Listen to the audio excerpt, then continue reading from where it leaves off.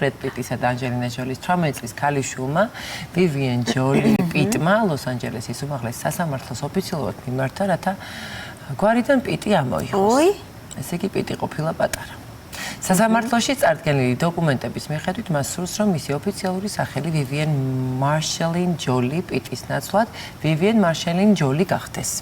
განცხადებაში ცვლილების მიზეზად მხოლოდ მოკლე განმარტებაა მითითებული პირადი გარემოებები.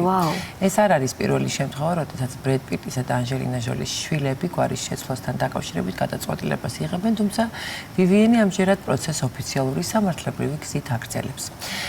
Page 6-ის მიერ მოპოვებული სასამართლო დოკუმენტების პარალელურად გამოცემასთან საუბარში ერთ-ერთმა წყარომ განაცხადა, ეს არის სრული და მიზანმიმართული მშობლური გაუწყობის მაგალითი, ყველაფერი განზრახ კეთდება და მხოლოდ იმ მშობლის ინტერესს ემსახურება, რომელსაც მეორე მშობლის შვილების ცხოვრებიდან გამორიცხვა სიამოვნებას ანიჭებს.